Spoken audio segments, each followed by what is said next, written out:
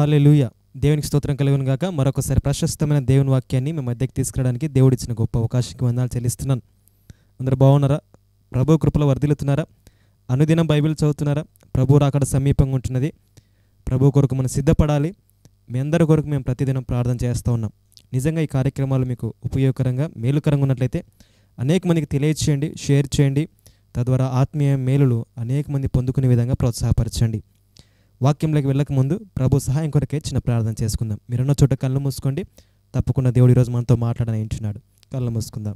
ప్రేమ నమ్మకం గల ప్రియ పరలోక తండ్రికి వందనాలు చెల్లిస్తున్నాను. మరొకసారి నీ పాసనికి చేరి నేను స్తుతించుటకు, నేను కీర్తించుటకు మీరు ఇచ్చిన అవకాశానికి వందనాలు చెల్లిస్తున్నాను. వాక్యాన్ని ధ్యానిస్తుండగా నాతో మీరు మాట్లాడుతురండి. నీ స్వరాన్ని వినిపింపచేయండి. మంచి మాటలు మాకు అందించి ఎవరైతే వింటున్నారో వారి హృదయాలందరినీ కదిలించమని, స్పష్టంగా సూటిగా మాట్లాడమని ప్రార్థిస్తూ మరొకసారి మీరు మాకు ఇచ్చిన సమయాన్ని దీవించమని యేసయ్య నామమున ప్రార్థిస్తున్నాం తండ్రి. ఆమేన్. హల్లెలూయా. దయచేసి మీ పనులని ముగించుకొని ఈ ప్రోగ్రాం వీక్షిస్తున్నారని అనుకుంటున్నాను. కాబట్టి శ్రద్ధగా వాక్యాన్ని విందాం. దేవుడు మనతో మాట్లాడినట్లుగా మన హృదయాలని, మన శరీరాలని దేవునికి అప్పగించుకుందాం. ప్రభు ఈరోజు మనతో మాట్లాడుకుంటున్న అంశము కీర్తనలు 147 9వ వచనంలో చూస్తే, అరుచుచుండు పిల్ల కాకులకు ఆయన ఆహారం ఇచ్చువాడు. అరుచుచుండు పిల్ల కాకులకు ఆహారం ఇచ్చు దేవుడు. ఇక్కడ కీర్తన 147 మీరు చూస్తే కీర్తనకారుడు దేవుని యొక్క గొప్పతనాన్ని చాలా గొప్పగా వివరిస్తూ అద్భుతమైన కీర్తన రచించాడండి. చాలా అద్భుతమైన కీర్తన 147. ఇక్కడ మీరు గమనిస్తే ప్రాముఖ్యంగా 9వ కీర్తనలో దేవుడు ఒక కాకిని ఎలా పోషిస్తున్నాడో అనేది రాయబడి ఉంది. ఈనాడు మనకందరికీ ఒకటే బాధ కదండి, ఎలా పోషించాలి, పిల్లల్ని ఎలా చదివించాలి, కుటుంబాన్ని ఎలా నడిపించాలి, వస్తున్న చిన్న జీతంతో ఎలా కుటుంబాన్ని నడిపించాలి, సరిపోదేమో కదా, రేపు ఏమవుతుందో అనే చాలా టెన్షన్ మనం ఈ కాలంలో బ్రతుకుతుంటున్నాం కదా. ఎంత వచ్చినా ఈ కాలంలో మనిషికి సరిపోవడం లేదు. ఎందుకంటే అలాగున్న బయట ఖర్చులు కదా. మనకు వచ్చే సంపద ఏమో చాలా తక్కువ, ఖర్చు ఏమో చాలా ఎక్కువ అని చాలాసార్లు మనం చింతిస్తూ ఉంటాం కదా. నాతో ఒక అన్న అనేవాడు, 2 చేతులతో సంపాదిస్తున్నా సరిపోవడం లేదన్న, 4 చేతులతో సంపాదిస్తున్నాం అంటే భార్యాభర్తలు ఇద్దరు కలిసి పని చేస్తున్నారంట కదా, అయినా కానీ సరిపోవట్లేదని అంటున్నారు. అంటే ఖర్చులు అలాగున్నాయి బయట, కానీ మనకు వస్తుంది చాలా తక్కువ. ఈ విషయంలో చాలామంది చింతిస్తూ ఉంటారు. ఎలా పోషించాలి కుటుంబాన్ని, ఎలా చదివించాలి పిల్లల్ని, ఎలా వీళ్ళకి పెళ్లి చేయాలి, సంపాదన ఎలా అని చాలాసార్లు మనం చింతిస్తూ ఉంటాం కదా. మన చింత నెరిగిన దేవుడు ఈ మాట రాశాడేమో నాకు అనిపిస్తుంది. చాలాసార్లు ఈ మాట చదివినప్పుడు నాకు చాలా ఆశ్చర్యం అనిపిస్తుంది. ఏంటంటే ఇంకా అరుచుచుండు పిల్ల కాకుల మొరను ఆయన విని వాటికి ఆహారం ఇస్తున్నాడంట. పిల్ల కాకులు అరుస్తున్నాయంట. అంటే అరుపు అంటే ఇక్కడ మొరపెడుతున్నాయని, ఆకలికి అలమటించి అవి మొరపెడుతుండగా ఆ మొరను దేవుడు లక్ష్య పెట్టాడు. చిన్న కాకి పిల్లలు మొరని దేవుడు అలక్ష్యం చేశాడా? చేయలేదు కదా. మరి ఆహారంతో అలమటిస్తున్న ఆ కాకులు మొరపెట్టినప్పుడు ఆ మొరను విన్న దేవుడు కుటుంబంలో ఇబ్బందులు ఉన్నప్పుడు, కష్టాలు ఉన్నప్పుడు, శ్రమల్లో ఉన్నప్పుడు నువ్వు మొరపెడితే దేవుడు ఎందుకు వినడు? తప్పకుండా ఆయన నీ మొర వింటాడు. ఇక్కడ చిన్న పిల్లలు అరుస్తున్నాయంట, చిన్న కాకి పిల్లలు అరుస్తున్నాయి. వేటి కొరకు? ఆహారం కొరకు. ఈరోజు మన తిప్పలు కూడా అంతే కదా, దేనికోసము? ఆహారం కోసమే. కోటి విద్యలు కోటి కోరిక అన్నారు కదా. ఈ కడుపు నింపుకోవడానికే మనం నానా తిప్పలు పడతా ఉన్నాం. మన పిల్లల్ని పోషించడానికి నానా తిప్పలు పడతా ఉన్నాం కదా. పోషించడానికే, సంపాదించడానికే, కుటుంబాన్ని చక్కగా చూసుకోవడానికే మనం ఈ కాలంలో ఎంతో ప్రయాసపడుతున్నాం కదా. 10 hours డ్యూటీ, 12 hours డ్యూటీ, ఇంకొంతమంది అయితే 18 hours డ్యూటీ చేస్తూ రాత్రి మొగలు కష్టపడుతూ ఎంతగానో ప్రయాసపడుతున్నారు. దేని కొరకంటే పోషించడం కోసమే. కుటుంబ పోషణ అనేది చాలా ఇంపార్టెంట్ కదా. కాబట్టి సింగిల్గా ఉంటే ఎవరు అడగారు కదా. భార్య భర్తలు పెళ్ళయ్యాక, మనకి పిల్లలు ఇచ్చాక కుటుంబాన్ని నడిపించవలసిన బాధ్యత తండ్రిగా నీ పైన ఉంది, తల్లిగా నీ పైన ఉంది. కుటుంబాన్ని మనం నడిపించవలసిన బాధ్యత నీ పైన, నా పైన ఉంటుంది.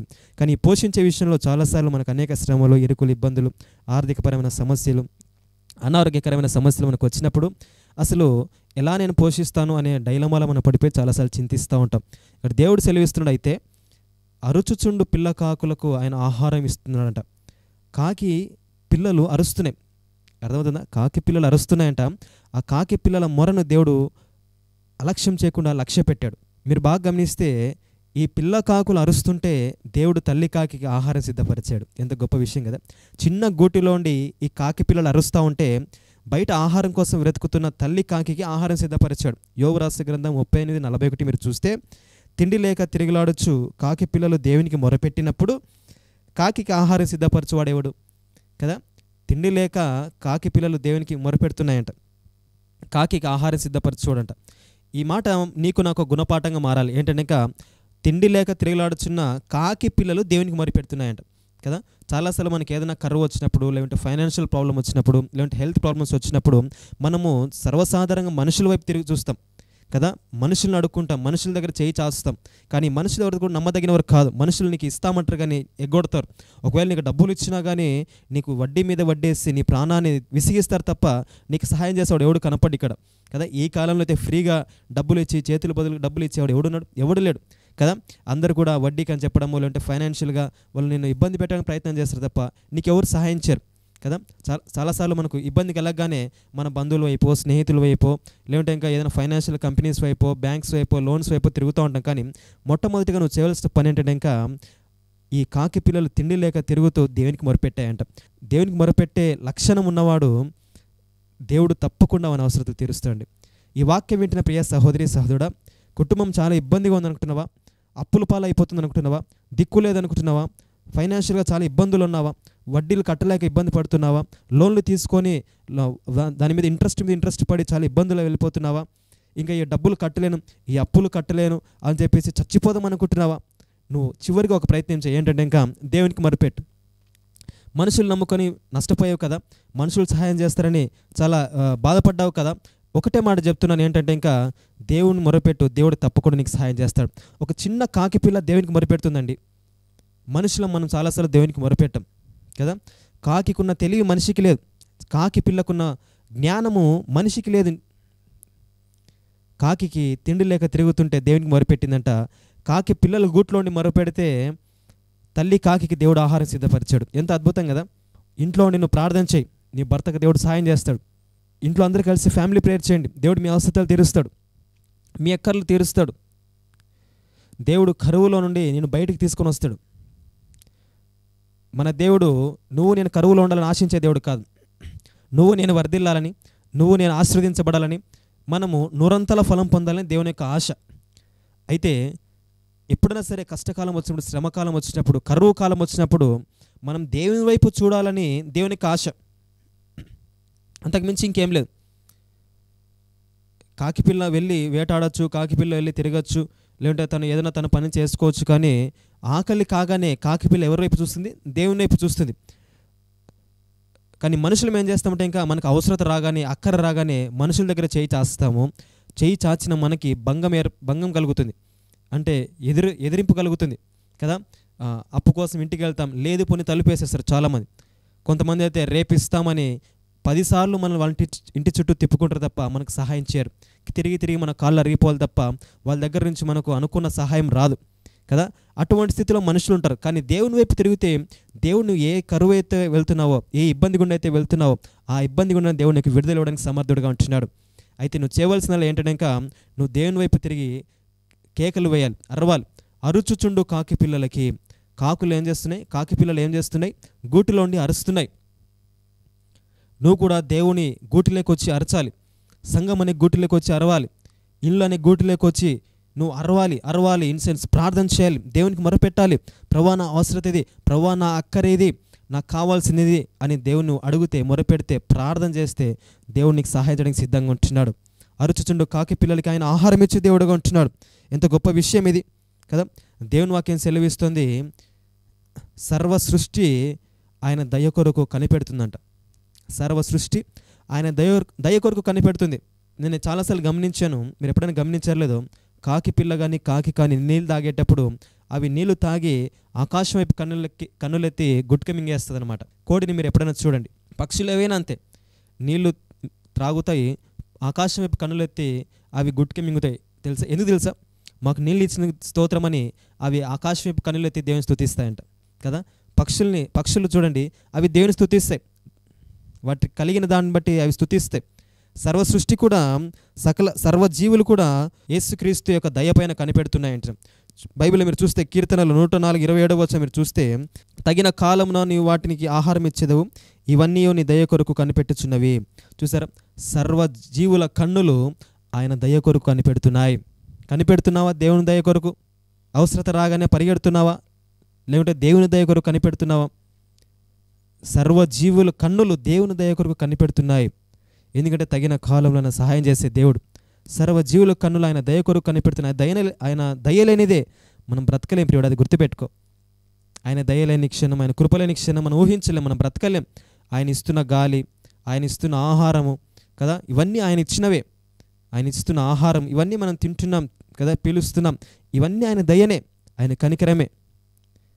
కాబట్టి సర్వజీవులు దేవుని దయపైన కనిపెడుతున్నాయంట. మరి నువ్వు దేవుని దయపైన కనిపెడుతున్నావా, లేదంటే మనుషుల సహాయం కొరకు కనిపెడుతున్నావా? మనుషుల సాయం వ్యర్థమురా, రాజును నమ్మిన వ్యర్థమురా, యెహోవాను ఆశ్రయించిన ఎంత మేలు, ఎంతో మేలు, ఎంత మేలు, ఎంతో మేలు. మనుషుల సహాయం వ్యర్థం, రాజుల సహాయం వ్యర్థం కదా. యెహోవాను ఆశ్రయించుట మేలని కీర్తన 118:8 మనం చూస్తాం కదా. మనుషులు నమ్మకూడదు, మనుషుల దయపైన కనిపెట్టద్దు కదా. మనుషులు ఎవరు కూడా నమ్మదగిన వారు కాదు. వాళ్ళని చుట్టూ తిప్పుకుంటారు. రేపు సహాయం చేస్తాను, ఎల్లుండి సహాయం చేస్తాను, ఈ వారం రోజులు నాతో పాటు రా, నీకు ఖచ్చితంగా నీకు కావాల్సింది ఇస్తాను అని వారిని చుట్టూ తిప్పుకుంటారు. తిప్పుకొని వారి ప్లేట్ తిప్పేస్తారు. నీకు సహాయం చేయరు. మా దగ్గర లేదు, సారీ తమ్ముడు, నేను సహాయం చేద్దాం అనుకున్నాను కానీ సమయానికి దగ్గర లేదు, నన్ను క్షమించు అని ప్లేట్ తిప్పేస్తారు. నిన్ను వాడుకొని వదిలేస్తారు తప్ప నీకు సహాయం చేయరు. నువ్వు వారి దయ కొరకు కనిపెట్టుకొని నీరసించిపోవాలని నిరుత్సాహపడాలి తప్ప వారి దగ్గర నుంచి నీకు ఏమీ దొరకదు. అదే దేవుని దయ కొరకు కనిపెట్టుకో. కీర్తన 104:27 ప్రకారం దేవుడు దయను పొందుకుంటే, దేవుని కనికరాన్ని పొందుకుంటే ఆయన నీకు ఆహారం ఇస్తాడు, ఆయన నిన్ను పోషిస్తాడు, నీ కరువులోంచి నిన్ను విడిపించి నూరంతల ఫలం ఇస్తాడు. ఆయన దయ కొరకు కనిపెట్టు, తప్పకుండా దేవుడు నీకు సహాయం చేస్తాడు. ఆయన తగిన సమయంలో గుప్పిళ్ళు విప్పేవాడంట. మొదటిదే ఆయన దయ చూపించేవాడు, ఆయన రెండోదిగా ఆయన గుప్పిళ్ళు విప్పేవాడు. తగిన సమయంలో ఆయన నా గుప్పిళ్ళు విప్పుతాడంట. అదే కీర్తన 104:28 వచనం చూస్తే, నీవు వాటికి పెట్టినది అవి కూర్చుకొనును, నీవు గుప్పిళ్ళు విప్పగా అవి మంచి వాటిని తిని తృప్తిపరచబడును. దేవుడు తగిన కాలంలో తన గుప్పిళ్ళు విప్పేవాడంట కదా. నీ కష్టాన్ని చూస్తూ దేవుడు ఎప్పుడు ఊరుకోడు ప్రియుడా. నువ్వు శ్రమల గుండా వెళ్తుంటే, ఆర్థికపరమైన ఇబ్బందులు గుండా వెళ్తుంటే దేవుడు చూస్తూ ఊరుకోడు. ఈ అప్పులు కట్టుకోలేను అని నువ్వు అనుకుంటున్నావా? దేవుని దగ్గరికి రా, మొరపెట్టు, మోకాళ్ళే ప్రార్థించి ఆయన దయ కొరకు కనిపెట్టు. ఆయన తగిన కాలంలో ఆయన గుప్పిళ్ళు విప్పుతాడంట. ఆయన గుప్పిళ్ళు ఏమన్నా తెలుసా? మంచి వాటిని తిని అవి తృప్తి పొందుతున్నాయంట. దేవుని గుప్పిల్లో మంచి ఉన్నాయి, మంచి ఆహారం ఉంది, మంచి ధాన్యం ఉంది, మంచి ద్రాక్షరసం ఉంది, మంచి తైలం ఉంది కదా. దేవుని గుప్పిలలో సమస్తం మంచిదే దాగి ఉంది. ఆయన గుప్పిళ్ళు విప్పగా మంచి వాటిని తిని అవి తృప్తి పొందుతున్నాయంట. ఏమండి, ఆకాశ పక్షులకే దేవుడు ఇంత ధన్యత ఇస్తున్నప్పుడు నీకు నాకు ఇవ్వడా? తగిన సమయంలో దానికి ఆహారం ఇస్తాడంట దేవుడు కదా. దేవునికి తెలుసు నీకు ఏ టైంలో ఏది కావాలో. అది గుర్తించు బాగా. తొందరపడదు దేనికోసం కూడా. చాలాసార్లు మనం అప్పులు ఎందుకు చేస్తామంటే తొందరపడతాం. పక్కింటోడు ఫ్రిడ్జ్ కొన్నాడనో, పక్కింటోడు టీవీ కొన్నాడనో, పక్కింటోడు కారు కొన్నాడనో, లేదంటే ఎదిరింటోడు ఫ్లాట్ కొన్నాడనో, అత్యాశకు పోయి నాకు కూడా ఉండాలి, మనం కొనాలని చెప్పేసి వచ్చే జీతం చాలా తక్కువ కానీ నువ్వు కట్టే ఈఎంఐలు ఎక్కువ, నువ్వు తీసుకున్న లోన్లు చాలా ఎక్కువ, అవి కట్టలేక వాటి ఇంట్రెస్ట్ పడి 1,00,000 తీసుకుంటే 3 లక్షలు ఇంట్రెస్ట్ కట్టిన వాళ్ళు చాలామంది చూస్తాను నేను కదా. ఎందుకంటే ఆస్తి మూరుడు ఆశ బారుడు అని సామెత ఉంది కదా. నీకు వచ్చేదేమో చాలా తక్కువ, నువ్వు కట్టే ఈఎంఐస్ ఏమో చాలా ఎక్కువ కదా. మరి నీకు నిద్ర ఎలా వస్తుంది కదా, నీకు మనశ్శాంతి ఎలాగ దొరుకుతుంది, నీకు మానసిక తృప్తి ఎలాగ దొరుకుతుంది, నువ్వు కుటుంబాన్ని ఎలా పోషించగలవు?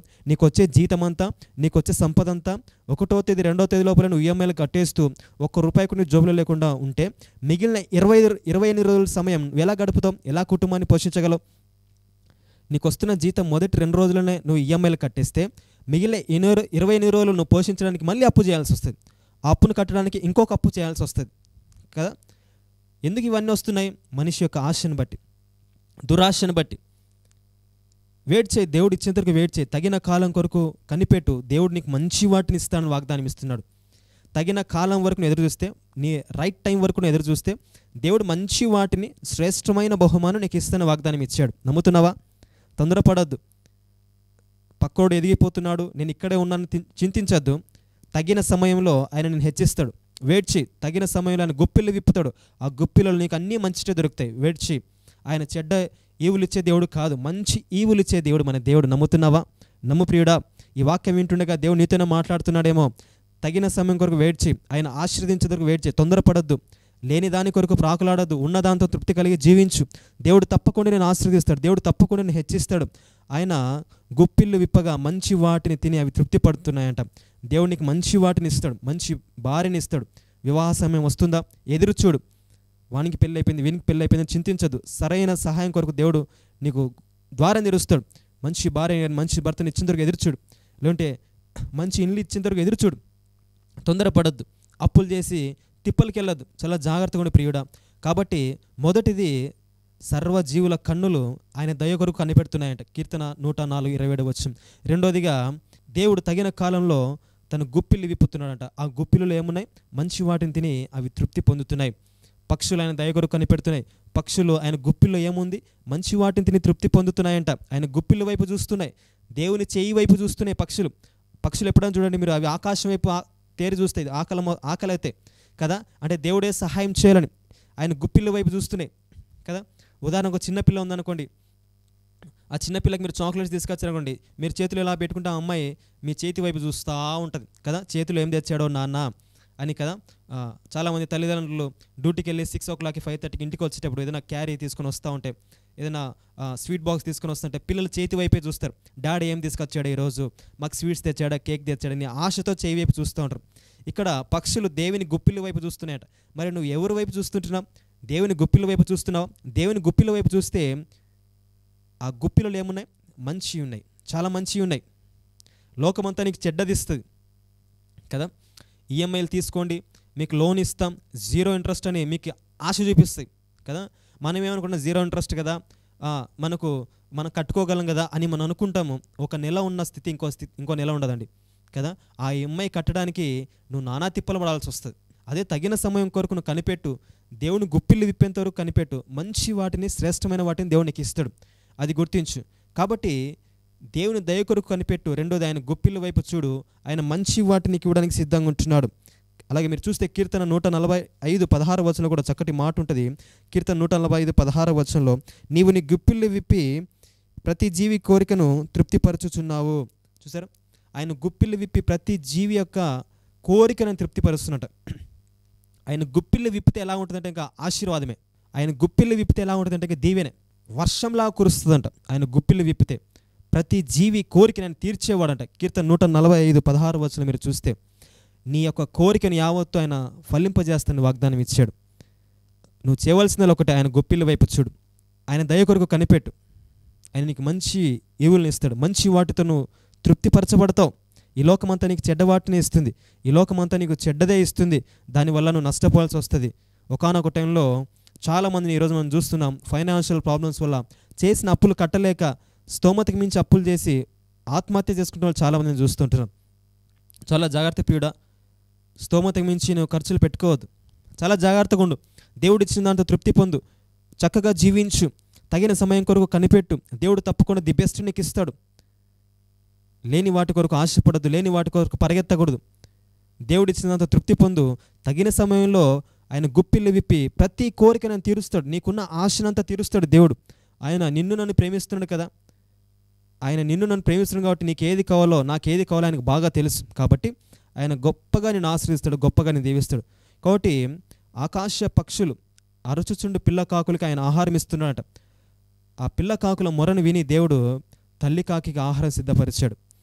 ఆఫ్టర్లో ఒక కాకి పిల్లల మొరను విని వాటికి ఆహారం సిద్ధపరిచిన దేవుడు నీ మొరను నా మొరను విని దేవుడు నీకు సమస్తాన్ని ఇవ్వడా. సర్వజీవుల కన్నులు ఆయన వైపు చూస్తున్నాయి, ఆయన దయ కొరకు కనిపెడుతున్నాయి. దేవుని దయ కొరకు కనిపెడుతున్నావా? దేవుని కనికరం పొందాలని ఆశిస్తుంటున్నాం? దేవుని కృప కొరకు నువ్వు ఎదురు చూస్తున్నావా? రెండోదిగా ఆయన గుప్పిళ్ళ వైపు చూస్తున్నావా? ఆయన చేయి వైపు చూస్తున్నావా?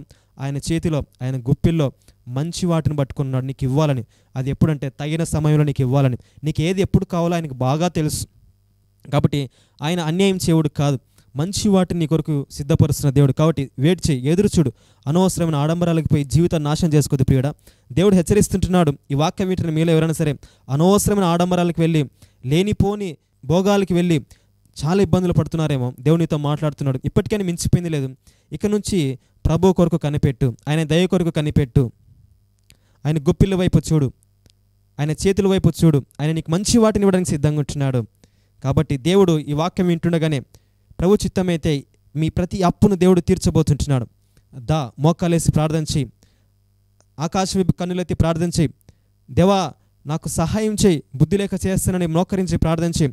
నీ ప్రతి ఆర్థికపరమైన ఇబ్బందిని, నీ ప్రతి ఫైనాన్షియల్ స్టేటస్ని దేవుడు ఈరోజు నుంచి మార్చబోతుంటున్నాడు. నమ్ము, అరుచు. కాకి పిల్లలు అరుస్తుంటేనే దేవుడు వాటి మొర విన్నాడంట. కాకి పిల్లలు అరుస్తుంటే ఆయన మొర విని కాకి కూడా ఆహారం ఇచ్చాడు. అంటే కాకి ఆహారం ఇస్తున్నాడు, ఆ కాకి ఆహారం తీసుకొచ్చి పిల్లలకి పెడుతుంది. అంటే కుటుంబం అంతటిని పోషిస్తుంటున్నాడు. కాబట్టి నువ్వు ప్రార్థన చేస్తే దేవుడు నీ కుటుంబాన్ని పోషిస్తాడు. అది భార్య అయినా, భర్త అయినా, పిల్లలైనా, ఎవరైనా సరే ఇంట్లో ఒక్క ప్రార్థన పరుడుంటే ఆ కుటుంబం అంతటిని దేవుడు పోషిస్తాడు ఖచ్చితంగా, ఇది మాత్రం. కాబట్టి ప్రార్థన చేయాలి, అప్పుడు దేవుడు మిమ్మల్ని ఆశీర్వదిస్తాడు. కాబట్టి మొదటిది మనం ఆయన దయ కొరకు కనిపెట్టాలి. రెండోది మనం ఆయన గుప్పిళ్ళ వైపు చూడాలి. ఎందుకంటే ఆ గుప్పిలిలో మంచి వాటితో తృప్తిపరుస్తున్నాడు.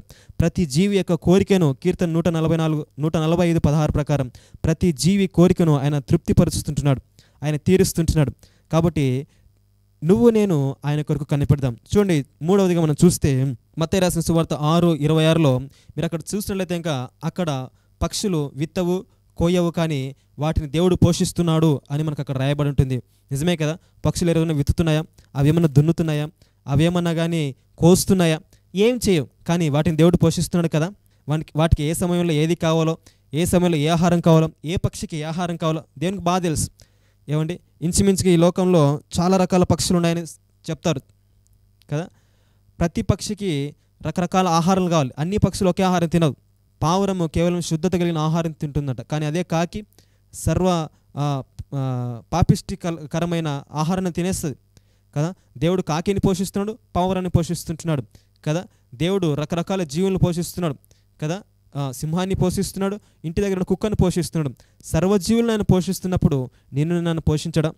ఆకాశ పక్షులు చూడండి, అవి విత్తవు కోయవు, అయినను వాటిని దేవుడు పోషిస్తుంటున్నాడు కదా.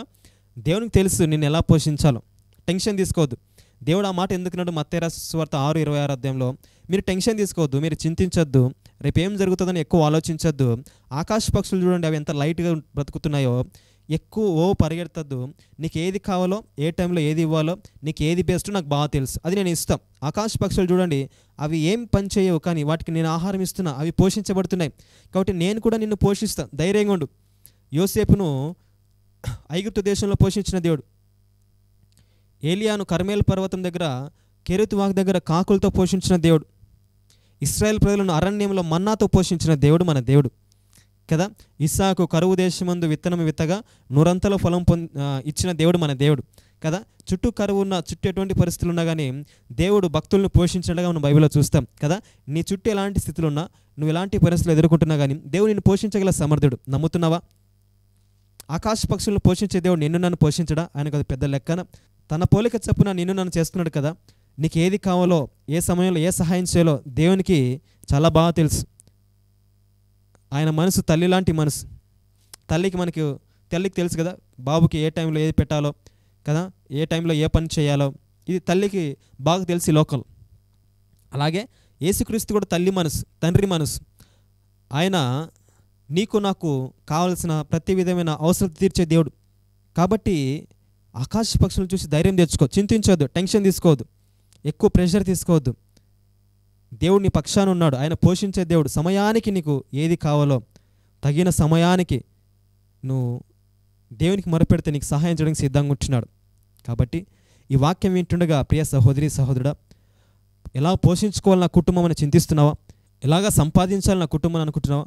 నాకు 4 పిల్లలు ఉన్నారు, వీరిని ఎలా చదివించాలి, వీళ్ళు ఎలా పెళ్లి చేయాలని చింతిస్తున్నావా?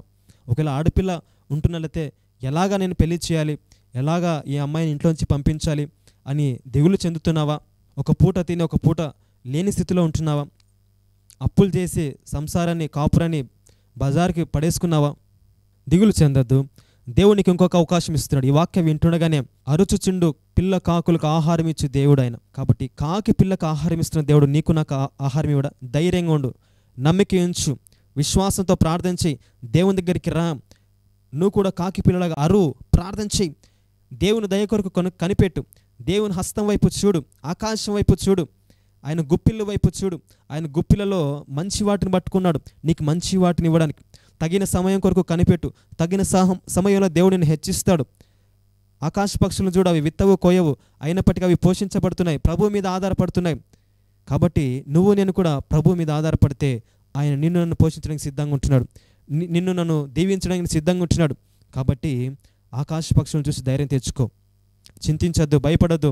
ఈ వాక్యం వింటుండగానే మీ ప్రతి ఆర్థికపరమైన ఇబ్బందులు దేవుడు తొలగించిన గాక. ఆమేన్. మీ ప్రతి ఫైనాన్షియల్ స్టేటస్ని దేవుడు మార్చును గాక. ఆమేన్. నమ్మండి, విశ్వసించండి, ప్రార్థించండి, నేడే మోకరించండి. నీ ప్రతి అప్పుల నుంచి దేవుడు విడుదల ఈరోజు ఇవ్వబోతుంటాడు. నమ్ముతున్నట్లయితే నాతో కలిసి ప్రార్థించండి. మీరున్న దగ్గరే మోకాళ్ళండి. ఈ రోజే ప్రతి విధమైన ఆర్థిక ఇబ్బంది నుంచి దేవుడు మీకు విడుదల ఇవ్వబోతున్నాడు. కళ్ళు మూసుకుందాం, ప్రార్థన చేసుకుందాం. ప్రేమ నమ్మకం గల ప్రియ పరలోకపు తండ్రి, నీకే వందనాలు తండ్రి. ఈ వాక్యాన్ని మీరు మాతో మీరు మాట్లాడేందుకు వందనాలు. అవును తండ్రి, మీరు మమ్మల్ని పోషించే దేవుడుగా ఉంటున్నాం. చాలాసార్లు మేము చింతిస్తున్నాం, మా కుటుంబం ఎలా పోషించుకోవాలి, మా పిల్లల్ని ఎలాగా వారిని సాకాలి అని మేము ఆలోచిస్తుంటుండగా తండ్రి మీరు మాతో మీరు మాట్లాడేందుకు వందనాలు తండ్రి. మేమందరినీ దయ కొరకు కనిపెడుతున్నాం. మనుషులు నమ్ముకొని తండ్రి భంగపడ్డాము తండ్రి. మనుషుల సహాయం వ్యర్థం, రాజులు నమ్ముట వ్యర్థం అని వాక్యం సెలవిస్తుంది ప్రభా. కాబట్టి మనుషులు ఎవరు కూడా నమ్మదగిన వారు కాదు ప్రభా. నీవు మాత్రమే నమ్మదగిన వాడవని నీ దగ్గర సాగిల పడుతుండగా నీ కృప మీరు మాకు అనుగ్రహించమని ప్రార్థిస్తూ తండ్రి నీ దయ కొరకు కనిపెడుతుంటున్నాం. నీ గుప్పిల వైపు చూస్తుంటున్నాం. నీ గుప్పిలలో మంచి వాటితో మమ్మల్ని తృప్తిపరుస్తున్నందుకు వందనాలు తండ్రి. ప్రతి జీవి కోరిక తండ్రి మీరు తృప్తిపరుస్తున్నందుకు వందనాలు తండ్రి. మీరు మాకు సహాయం చేస్తున్నందుకు వందనాలు తండ్రి. ఆకాశ పక్షుల విత్తవు కోయవు అయినప్పటికీ తండ్రి మీరు వాటిని పోషిస్తున్న దేవుడు తండ్రి. నీ పోలిక చొప్పున చేసుకున్న మమ్మల్ని తండ్రి, నువ్వు ప్రేమిస్తున్న మమ్మల్ని నువ్వు చేయి విడిచే దేవుడు కాదు కనుక ఎవరైతే మోకాలు వేసి ప్రార్థన చేస్తున్నారో వారికున్న ప్రతి విధంగా ఆర్థిక ఇబ్బంది నుంచి యేసునామమున అని ఈరోజు విడుదలమని ప్రార్థిస్తుంటాం తండ్రి. వారి ఫైనాన్షియల్ స్టేటస్ని మీరు ఇప్పుడే మార్చమని ప్రార్థిస్తాం. ఆ కుటుంబాలన్నింటినీ మీరు పోషించండి ప్రభావ, మీరే ఆదరించండి ప్రభావ, మీరే బలపరచండి ప్రభావ. వారి సంపాదన మీరు ఆశీర్వదించమని యేసు అతి పరిశుద్ధ నామమున ప్రార్థిస్తుంటున్నాము తండ్రి. ఆమేన్. హల్లెలూయా. దేవుడు అతి త్వరలో మీ యొక్క అప్పులంటే తీర్చబోతుంటున్నాడు. మీ ఫైనాన్షియల్ స్టేటస్ని మార్చబోతుంటున్నాడు. నమ్మండి, విశ్వసించండి. ప్రభు మిమ్మల్ని అందరూ దీవించును గాక. మా కొరకు మీరు ప్రార్థన చేయండి. కడప జిల్లా మైదుకూరు ప్రాంతంలో మేము సేవ చేస్తుంటున్నాం. పేదల మధ్య, దేవుని ఎరగిన వారి మధ్య చిన్న రూమ్ రెంట్కి తీసుకొని సేవ చేస్తుంటున్నాం. యవన కాలంలో ప్రభు కాడి మోస్తుంటున్నాం.